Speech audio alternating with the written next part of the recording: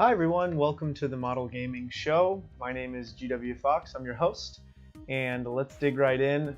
First off, I just want to say I am sorry for being so inconsistent. It's supposed to be Thursday nights, but my work schedule has changed and I'm still trying to figure it out. So it is Sunday, November 5th, and we're just going to go with it for right now and just power through it, and hopefully I'll be able to knock out a schedule that's not tentative. That's most likely going to be every Sunday now for the time being until I'm able to get a better schedule, especially with the holidays coming up.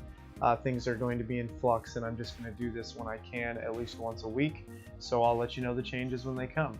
But first, new game releases. Biggest one obviously is Call of Duty World War II. Came out on November 3rd. Currently sits at a 83 on OpenCritic. That's kind of on par with what the other Call of Duties have been going. It's just when you put out a product every year, year after year, it becomes a little stagnant. So no matter how good this is, which I'm sure it's a great game, I really am. There's so much that they had put into these games that it's going to be a great product. But it really, what does it matter? It's like Assassin's Creed, right? It's like the same formula for 10 years running. It just gets stagnant. So not really any huge stories this week, although I do want to touch on certain things a little more in depth, and others we're just passing on through. But I want to start off this week with Nintendo's sales report that they just released. They released these on Saturday, Released these on Saturday, and give you an idea of how well the Switch is doing. So Nintendo Switch sales lifetime are 7.63 million, which is fantastic, especially for a system that has been hard to get. Mario Odyssey has sold 2.6 million in 5 days, which is incredible. This is their marquee title, and it's just going to be a fantastic experience. I mean, the game is amazing. I'm almost 300 moons deep into it, and it's just incredible. Zelda lifetime has sold 4.7 million. This is actually pretty big. If I recall correctly, I know Twilight Princess sold well in one week. They all sold well, but I mean, for 6 months in to sell 4.7 million, that's really damn good, especially for a Zelda title. And this Zelda title in particular, since it's an open world game and it doesn't really hold your hand at all. There's no real tutorials or anything like that. That is a great achievement. Mario Kart 8, 4.43 million. That's just easy money for them. Hey, just port it. I mean, that's incredible too. Almost 4.5 million there. Splatoon 2, while not as big as the others, still great for a sequel that really has no other branding and just came out on the Wii U, I believe, which didn't sell anything. So that's at 3.61 million. Also of note, I think it was October, the Nintendo Classic was the best-selling console out of all consoles, and it has sold 2+ million to date so far. So Nintendo's really doing a damn good job of branding and marketing their product. Nintendo Switch is going to be the hottest thing this year for the holidays. They've already got kind of Black Friday bundles that have leaked out, and the holiday sales, I'm sure they're going to be pushing Mario hard. All they need is like a bundle that's got Zelda, Mario, and Mario Kart in there that's discounted, and that's like the ultimate system for most people. So leaving Nintendo here, a couple of short stories that I just want to hit on. StarCraft 2 is going free to play. I think that's really smart. It's been around forever now, many years, along with the original StarCraft, and I think that model will work for StarCraft 2 pretty well. Piggybacking off of that, something that Blizzard fans have been asking for a long time finally was announced. There will now be that Blizzard is working on a World of Warcraft Classic, a vanilla experience, or close to vanilla as possible, which is what a lot of people want and ask for. I know it's a vocal minority, but it's still really cool that Blizzard listens and is creating that, and they will create dedicated servers for Classic. A little bit bigger news is the lead animator for Bioware, who's been working on Anthem, Stephen Gilmore. He actually recently left the company. I believe it was just this week. And he's been working there for 17 years, so no small feat. I mean, he's been a through point on all of their games for the past 17 years, since 2000. And for him to be leaving, a lot of people have kind of questioned, is this a good sign for Bungie or for Bioware? Speculation on what's going on with Anthem, and there could be trouble brewing. But honestly, this late in the game, especially with it's supposed to be releasing this year, or fall of 2018. I don't know if that's a bad sign or not, really. How many years has it been in development already? Maybe he just is like, hey, you guys take the reins, okay? You guys can handle it from here. So nothing to be concerned about, I don't think, so far. But always in the back of your head, right? It's always there, picking at you like something could be going wrong. Two big news stories this week. So the 7th, on Tuesday, the Xbox One X comes out, and review units have been sent to publications, and for the most part, they're by and large positive, saying, hey, it's a powerhouse. The system, the only thing that people are still saying is like, who's this really for? And at $500, is there really a need to purchase it? I've got an Xbox One, not even an S, just a regular Xbox One. I really don't feel a need to purchase it.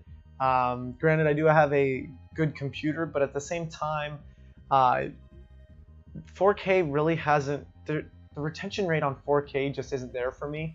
For all intents and purposes, this is a great system, and that's what people are saying. The 4K resolution packs that they've released for so many games definitely improve the detail by a lot. It's not insubstantial. Gears of War, there were two side-by-side pictures where it was like, on the regular Xbox One, there was no detail, basically, and on the Xbox One X, there was a lot of detail. So I think that a year out from this system, when it drops down to 400, that'll be a lot more enticing with a lot of the 4K games. Something that has also been brought up, which is interesting, okay, and this is just something that I didn't really think about, is the file sizes for these can vary from anywhere I've seen it, from 60 to like 150 gigabytes. Okay, so you guys check with your cable provider how much you can really download, right? Because if you have one or two games and that's at 200 gigabytes that you're downloading in a month, you might get capped. I mean, that's the problem with 4K right now, is that our internet really can't handle the bandwidth that's required. Having 150 gigabytes for a game to patch it, that's a lot. That's so much. And for most people, they don't even have a 4K TV. So admittedly, this is a small audience, and I think Xbox knows that this is a very niche audience, that it'll sell 1 million units, and that's probably 1 million in the first fiscal year or something like that. I think they'd be considered lucky, especially considering the price point and the retention rate of 4K. Not many people have 4K TVs. The detail on anything less than a 65, 70-inch screen is frankly negligible. Your eye can't really see that well. Yes, of course, when you get up close, you can see the detail, right? But most people still sit 9, 10 feet away from their television, so you can't really tell. 1080p for most people is going to be real good. The final two things go hand in hand with each other. Not hand in hand. EA and their Switch plans, or lack thereof. So EA came out and said that they really are going to take a wait-and-see approach with the Switch, and they're not really in any hurry to publish for them. That, I think, is fine. It's perfectly fine, right? Because EA now came after what they've said. They don't really give a crap about making games that aren't online and that aren't getting them a lot of money and having loot boxes and all that stuff. So for them, that's not really part of their business model. And if their numbers are true on what FIFA makes them every year, like $800 million, then really, who cares, right? The Switch, while it's probably going to sell really well, doesn't really affect them in the type of experiences and games that they produce. So frankly, it doesn't really hurt them. It sucks because I love Mass Effect and I love a bunch of the games that they produce or publish, but at the same time, for them not wanting to jump on the Switch, which admittedly doesn't even have an online service yet, is completely understandable. I can totally see them though in another year or two, maybe next fall, having some indie games come out or some smaller games, and then the year after that, give it 2 years into 2-3 years into the console's life cycle for them to really double down on the Switch, because it's going to sell millions and millions of units now. It's the hot new thing, and for good reason. And I can definitely see them in a couple of years taking that slow approach and producing for it. The last story that I want to hit on is tied in with loot boxes again. That's kind of big. It's a big deal recently, and it's always in the news, especially when companies, all the crazy games that have been released this month and going forward.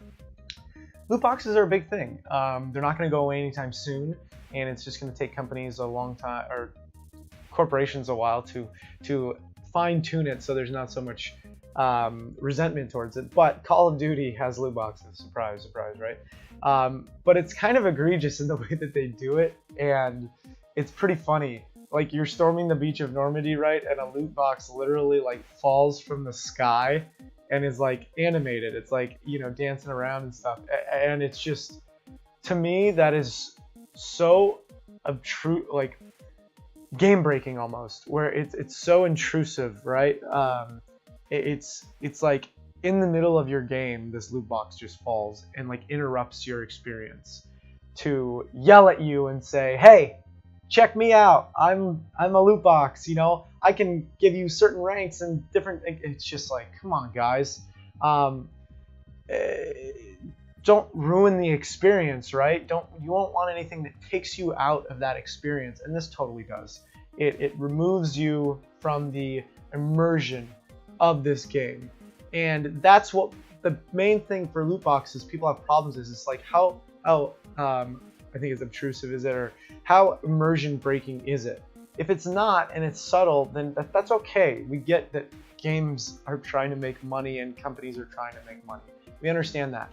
But to like have this fall out of the sky mid-game is just, it's a bit much. So it's just disappointing at this point to see that something as big as Call of Duty and their marquee franchise not do it in a more subtle way. I mean, this is like hitting you over the hammer kind of, over the head with a hammer kind of stuff. So shorter episode this week, not too much big news. Last thoughts. If you got a Switch, you got to be playing Mario. It's fantastic. And so many games out right now. South Park Stick of Truth and the new Colossus, Wolfenstein, the new Colossus, Assassin's Creed Origin. Now we got Call of Duty. I mean, that's in 2 weeks we have those 5 games. That's absurd. You guys, if you have any systems, there's just a wealth of things for you to play, and it keeps coming week after week throughout the holidays. So get a little reprieve in December, but not much. But thank you everyone for watching. You can follow me on Instagram and Twitch at GWFawkes, and Instagram and Twitter at GWFawkes, and catch me streaming throughout the week. It's hard with my work schedule right now. Still trying to get this ironed out and get it more consistent, but I've been doing Mondays and Tuesdays pretty consistently, and I'll probably get on it tonight for a couple hours as well. I'm trying to knock out the evil within and go kind of back and forth with longer game, shorter game, longer game, shorter game. So my next game is probably going to be Inside, which I think I can beat in one sitting. So thank you all for watching, and catch you next week.